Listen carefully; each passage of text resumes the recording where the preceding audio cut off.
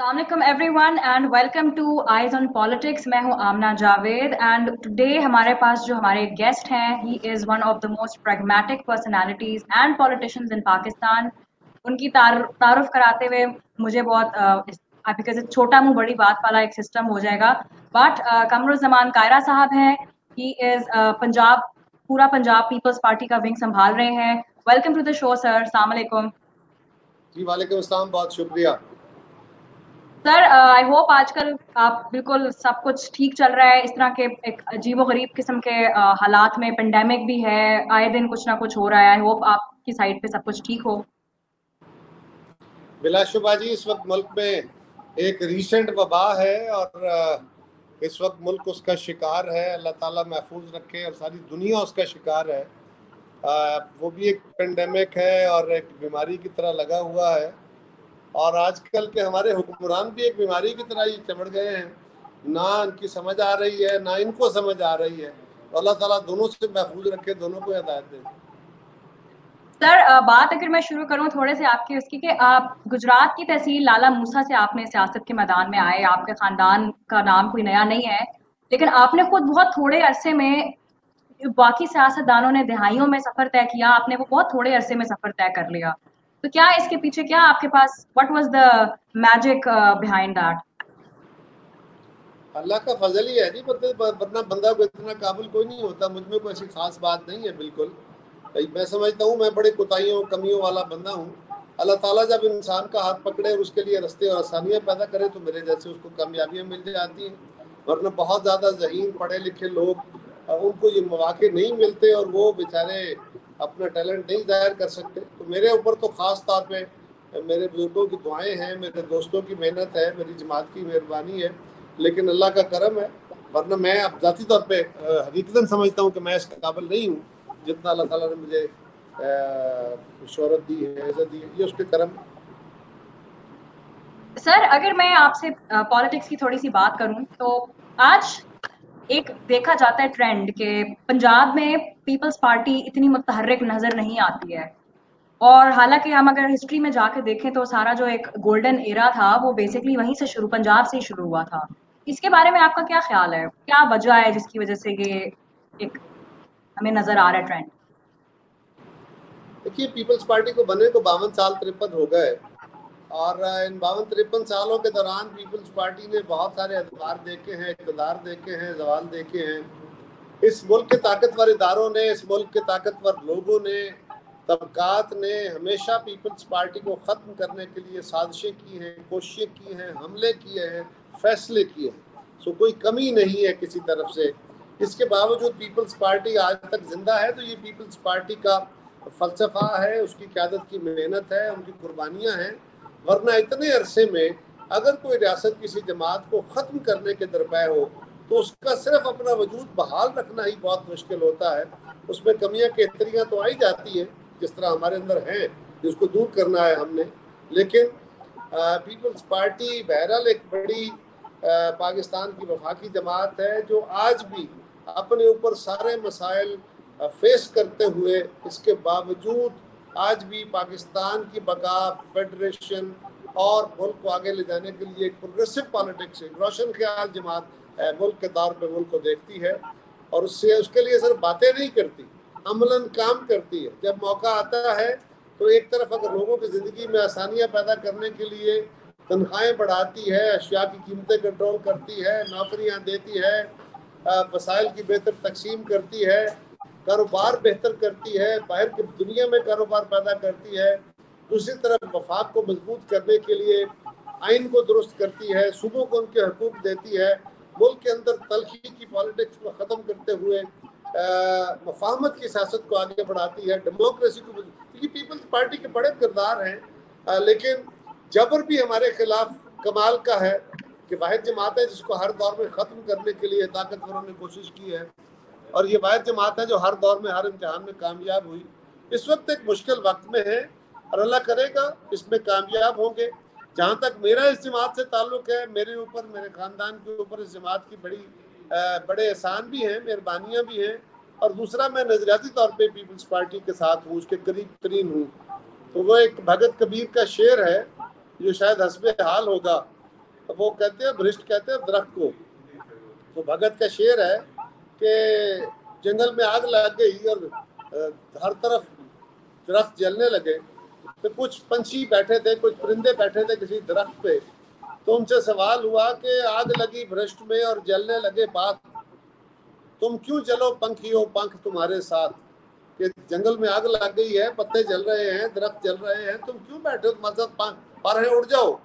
तो उन्होंने कहा कि फल खाए इस भ्रष्ट के और गंदे खींचते पात, यही है अपना धर्म, अब जलेंगे इसके साथ। तो हम तो वो है।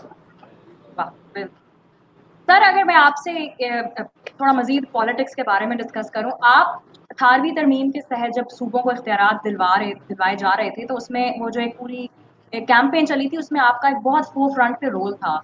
और अगर अब की बात करें तो एकदम से एक डिबेट नहीं छेड़ना चाह रही है हुकूमत वफाक की। आप क्या समझते हैं कि क्या ये वफाक की हुकूमत जानबूझकर 18वीं तरमीम को रोल बैक करने की कोशिश कर रही है, और वो भी इस तरह के टाइम पे? देखिए, पहली बात तो ये 18वीं तरमीम कोई चीज़ नहीं है, अब आईने पाकिस्तान है। आईने पाकिस्तान एक लिविंग डॉक्यूमेंट होता है, उसमें तरमीम मुमकिन है, तरमीम की जा सकती है। जिस तरह हमारे अखबार में हुई, मियां साहब के दौर में हुई, वो तरमीम भी हुई जिनकी ना अदलिया को इजाज़त थी, अदलिया ने डिक्टेटर को इजाज़त दे दी, वो भी तरमीम हमारे मुल्क में हुई। लेकिन ये एक लिविंग डॉक्यूमेंट है, उसका आइन के अंदर तरीकाकार है।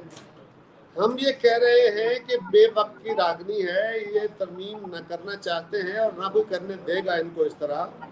और उसकी वजह ये है कि जब 1973 के आइन में क्या हुआ था, 1970 में जब मुल्क के बानियों ने 1940 में और 1947 में कायद-ए-आज़म और उनके साथियों ने जो सूबों से सूबाई यूनिट से वादे किए थे, जो प्रोमिस किए थे, जो सूबाई खुद मुख्तारी के दावे किए थे, जब वो पूरे नहीं हुए, जब 70 में वादे किए, 47 में वो पूरे नहीं हुए, तो 70 में मुल्क टूट गया। और इस मुल्क के खिलाफ भी कौम परस्ती के नाम पे कभी बलोचिस्तान के अंदर, कभी सिंध के अंदर, कभी खैबर पख्तूनख्वा के अंदर नारे बज रहे थे, नारे लग रहे थे मुल्क को कमजोर करने के लिए। और हमारे दुश्मन इसको हवा देते थे, खुद मुख्तारी को। पाकिस्तान पीपल्स पार्टी ने पहले 1973 में और उसके बाद जब 1973 के आइन में ये मसला हल किया, पाकिस्तान बेहतर हुआ, आगे चला। फिर डिक्टेटरशिप में आके दोबारा उसको खराब किया गया, फिर पाकिस्तान को कमजोर किया गया। और हमने 18वीं तरमीम के जरिए वो तमाम प्रोमिस पूरे किए और पाकिस्तान मजबूत हुआ। हमने अपने मुखालफों से, हमने कौम परस्तों से उनके नारे छीन लिए। आज फिर ये नालायक है, समझ इनको है नहीं, ये ना तो तरमीम कर सकते हैं और ना खुद मुख्तारी के अंदर कोई चीज छेड़ी जा सकती है। जिस बात को ये बार बार जवाब बनाते हैं वो ये है जी कुछ कामों पे अमल नहीं हुआ, मरकज ने तो इख्तियार दे दिए, सूबों ने आगे जिलों को इख्तियार नहीं दिए, वसाइल नहीं दिए। पहली बात तो यह है कि दिए। दूसरी गुजारिश यह है कि अगर आप समझते हैं कि शिक दुरुस्त है, आइन में तरामीम दुरुस्त हुई है, अमल दरामद नहीं हुआ, चले, आपके पास 2 साल से हुकूमत है, आपने अमल कर लिया होता, नहीं किया अब कर ले। उसका तरीका ये थोड़ा ही है कि आप उसको रिवर्स करने की बातें करें। और जो एनएफसी है, जो नेशनल फाइनेंस कमीशन है, जो हमारे दौर में हुआ, उसका बेसिक एक रूह थी, एक फलसफा था। एनएफसी बेसिकली कौमी वसाइल होते हैं जो इकट्ठे होते हैं और वो सूबों के बिहाफ पे मरकज इकट्ठे करता है और फिर उसकी एक तकसीम का फार्मूला होता है। हमारी गवर्नमेंट जब आई उस वक्त वसाइल की तकसीम का फार्मूला मुख्तलिफ था। फिर ये हुआ कि हमने आके ये वादा पूरा किया कि वसाइल ज़्यादा सूबों के पास जाने चाहिए, महकमे भी सूबों को ज़्यादा मिलने चाहिए, महकमे भी ज़्यादा सूबों को मिलने चाहिए ताकि वो ज़्यादा बेहतर तरीके से काम कर सके। हमने महकमे भी सूबों को दिए, इख्तियार भी दिए और वसाइल भी दिए। और फलसफा ये था कि पाकिस्तान का जो टैक्स रेवेन्यू है वो बढ़ता जाएगा हर साल। हम जब आए थे तो हमने 1100 अरब पे टैक्स रेवेन्यू शुरू किया और हमारे दौर में ये 2120 अरब तक गया। अगर 2120 अरब से मुस्लिम लीग ने लिया तो वो 3850 अरब तक, डबल, तकरीबन दोनों अदवार में डबल हुआ। और इस दौर तक अभी तक 6000 अरब होना चाहिए था। मुस्लिम लीग कहती थी हम 8000 अरब करें, ये पीटीआई कहती थी। तो अगर ये 8000 छोड़े, आज भी 6000 अरब का टैक्स रेवेन्यू पूरा कर ले, तो मौजूदा एनएफसी फार्मूले के तहत अगर और मसाइल भी सूबों के हवाले कर दें तो भी मरकज के पास सफिशिएंट पैसे होंगे। और अभी तो वैसे ही साल 2 साल के लिए जो हमने डेट रिटायर करना है, जो कर्ज अदा करना है, जो उसकी किस्तें देनी है, वो वैसे ही डेफर हो गई है। तो मरकज को अभी मजीद पैसों की उस तरह जरूरत नहीं है सिवाय डिफेंस के और जो हमारा करंट एक्सपेंडिचर है उसके। बाकी तो गवर्नमेंट को जरूरत नहीं है पैसों की। लिहाजा ये जवाब ही गलत है, बुनियाद ही गलत है। ये जो नारे मार रहे हैं ये सिर्फ तवज्जो हटाने की बातें कर रहे हैं। सर आपने अभी रिसेंट लॉकडाउन के हवाले से आपने काफी ज्यादा तनकीद भी की गवर्नमेंट पे कि उन्होंने एकदम से ये जो लॉकडाउन में नरमी लेके आए हैं वो गलत टाइम पे किया गया है और इसे फैलेगी। लेकिन क्या आपके मुताबिक इकोनॉमी की अगर सूरत हाल देखी जाए तो क्या ये वाकई सही डिसीजन नहीं था? देखिए, हम तो ये कह रहे थे पहले, जब से ये काम शुरू हुआ, ये बीमारी शुरू हुई, वबा आई, तो जो दुनिया की बेस्ट प्रैक्टिसेस थी उनको देखते हुए, WHO की रिकमेंडेशंस को देखते हुए, डॉक्टर्स और साइंटिस्ट्स की राय के मुताबिक पीपल्स पार्टी और सिंध गवर्नमेंट का मौकफ ये था कि हम पहला हमारा केस जो था वो आया फरवरी 26 तारीख को आइडेंटिफाई हुआ। हमने कहा कि मार्च के पहले हफ्ते में लॉकडाउन करें, 3 हफ्ते का सख्त लॉकडाउन करें, सख्त लॉकडाउन, और उसके नतीजे में ये होगा कि हमें पता चल जाएगा ये बीमारी कहाँ कहाँ है, हम इसको वहीं लोकलाइज कर लेंगे। हुकूमत ने हमारी बात नहीं मानी, वज़ीर आज़म ने कहा हम लॉकडाउन नहीं कर सकते। फिर तकरीबन पौने 2 महीने लॉकडाउन किया भी, लेकिन वो कुछ लॉकडाउन हुआ, कुछ नहीं हुआ। अगर पाकिस्तान में मरीजों की तादाद पहले ज्यादा नहीं बढ़ी और अब ज्यादा बढ़ रही है और आइंदा आने वाले दिनों में खदशा है, तो उसकी वजह बुनियादी तौर पे यही है कि जो लॉकडाउन पीपल्स पार्टी ने करवाया उसकी बदौलत ये फैलाव कम हुआ। अब इन्होंने आके बेवक्त की रागनी राग ली। अगर ये उस वक्त कर लेते 2-3 हफ्ते का सख्त लॉकडाउन, जब स्टार्ट में, और लॉकडाउन हुआ भी था, वो अगर प्रॉपरली हो जाता तो आज शायद वैसे ही मुल्क में लॉकडाउन की जरूरत ही ना होती। सर आपने काफी, आपके मुताबिक जो गवर्नमेंट का एक रिलीफ पैकेज उन्होंने मुतारफ कराया है वो फ्रॉड, आपने काफी स्टेटमेंट्स भी दी कि वो मतलब फ्रॉड है। हुकूमत के मुताबिक जो सिंध गवर्नमेंट ने रिलीफ पैकेज मुतारफ कराया वो फ्रॉड है और वो ये भी कहते हैं कि इसमें काफी ज्यादा डिस्क्रिपेंसीज भी हैं। तो सर इसके ये क्या, व्हाट इज हैपनिंग, ये मामला दरअसल है क्या, कौन सही है कौन गलत है, what is the middle way? Sindh government ने जो कुछ कराया है जी वो एक ऑर्डिनेंस की सूरत में नाफिज हुआ है। उसमें जो कुछ सिंध गवर्नमेंट ने उसकी डिटेल दी है, क्या उन्होंने किया है, क्या वो खर्चे करना चाहते हैं। मैंने जो कहा कि फेडरल गवर्नमेंट का जो पैकेज है वो फ्रॉड है, मैंने उसके ऊपर प्रेस कॉन्फ्रेंसेस की है, प्रोग्रामों में एक एक मद की वजाहत की है। अगर चले मैं थोड़ा सा आपके प्रोग्राम में भी उसकी झलक दे देता हूँ। तो फिर एक पहले तो याद रखिए कि पैकेज वो होता है जो government over and above the budget एक पैसा खर्च करती है, जो अपने पास से लोगों की फलाह, वेलफेयर, उनकी आसानी के लिए, बीमारी की लड़ाई के लिए, कैपेसिटी बिल्डिंग के लिए, जिस तरह यूरोप में, अमेरिका में गवर्नमेंटों ने खर्च किए। लिहाजा ये एक्सपेंडिचर नहीं है। कैसे नहीं है? नंबर 1, इन्होंने कहा कि 260 अरब रुपया हम गंदम की प्रोक्योरमेंट पे खर्च करेंगे। अब वो एक ऐसी प्रोक्योरमेंट है जो हम हर साल करते हैं, हर साल, पिछले साल की, उससे पिछले साल की, उससे पिछले साल की, और तकरीबन मोर और लेस इतने ही पैसों की गंदम खरीदी जाती है, वो गोदामों में रखी जाती है, बैंकों से कर्ज लेके खरीदती है हुकूमत। वो पैसा अल्टीमेटली गवर्नमेंट जो है वो जब गंदम के मिलों को वापस गंदम बेचती है तो उनसे पैसा रिकवर कर लेती है और वो बैंकों को दे देती है। तो वो गवर्नमेंट का पैसा कंज्यूम तो ना हुआ, उसका कोरोना से क्या ताल्लुक हुआ? फिर उन्होंने कहा कि हम 100 अरब रुपया टैक्स रिफंड्स देंगे। टैक्स रिफंड्स वो टैक्स है जो अपने कारोबारियों से एडवांस लिया होता है। इस वक्त तक को 250 अरब रुपए का टैक्स रिफंड वेरीफाइड क्लेम्स मौजूद है पिछले कई सालों से, और इस गवर्नमेंट के भी, पिछली गवर्नमेंट से भी लोग मांग रहे थे, इस गवर्नमेंट से भी लोग मांग रहे हैं, और ये वादे करने के बावजूद नहीं दे रहे। उसमें से 100 अरब का वादा किया गया, वो तो ऑलरेडी लोगों का पैसा आपके पास पड़ा है, उसका पैकेज से क्या ताल्लुक हुआ?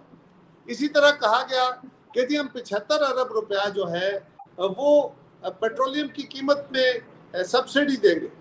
दुनिया में पेट्रोल की कीमतें कम होने से पाकिस्तान को कम से कम 200 अरब रुपए का फायदा हुआ है।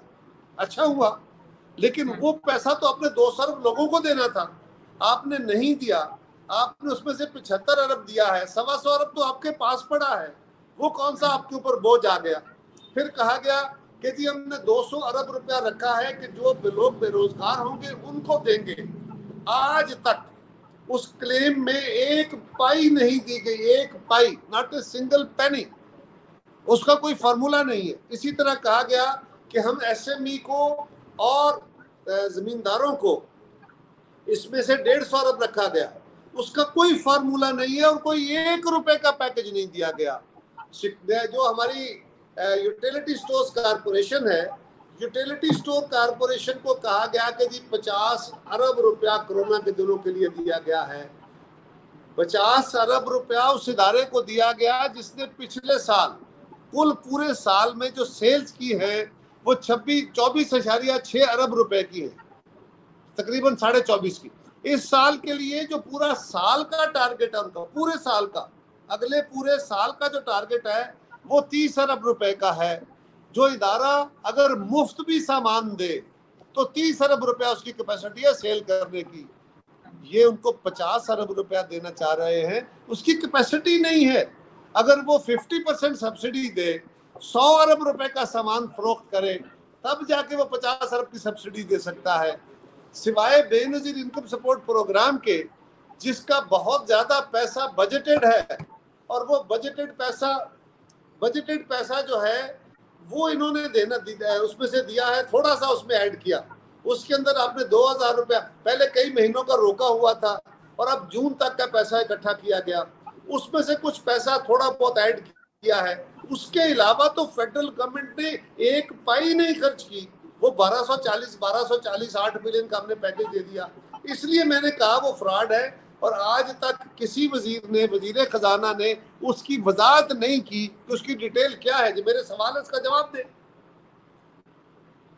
सर इस सब चीजों के बावजूद अभी पिछले दिनों पार्लियामेंट का इजलास हुआ था, उसमें शाह महमूद कुरैशी साहब ने ये काफी पुरजोर एक तकरीर की थी, और उसमें उन्होंने ये कहा था कि कोरोना की जो पॉलिटिक्स है उसके बाद ये सब कुछ जो हो रहा है उसके बाद पीटीआई एक बहुत मुस्बत और बहुत स्ट्रॉन्ग पार्टी बन के सामने आएगी सिंध में, and it will clean swipe PPP from the scene.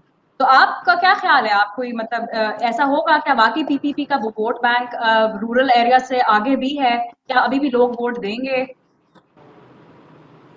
देखिए, अगर तो पीटीआई ने जो अपने इलेक्शन के अंदर या पहले इलेक्शन से वादे करती रही उनमें से कोई वादा पूरा किया है, अगर तो लोगों की जिंदगी में आसानियां पैदा कर दी है, अगर तो नौकरियां दे दी हैं, अगर तो तनख्वाहें बढ़ा दी हैं, अगर तो महंगाई कंट्रोल कर ली है, अगर तो 200 अरब डॉलर बाहर से ले आए हैं, अगर बाहर जाने वाली दौलत रोक ली है, कोई वादा पूरा किया है, फिर तो चले मैं इनकी बात मान लूं कि शायद लोग इनकी कारकर्दगी से मुतमईन हो गए। अगर सड़कें बेहतर हो गई हैं, अगर हमारे यहाँ करप्शन पुलिस में खत्म हो गई, थानों में खत्म हो गई, कचहरियों में खत्म हो गई, आम आदमी की जिंदगी आसान हो गई, तो चले। अब भी ये माजी में जिंदा है, अभी भी ये पीपल्स पार्टी को इस दौर में ये हुआ, फलाने दौर में ये हुआ। भाई 2 साल से तुम बैठे हो, अपने क्रेडिट पे ये एक पाई की कारकर्दगी नहीं बता सकते, एक पाई की।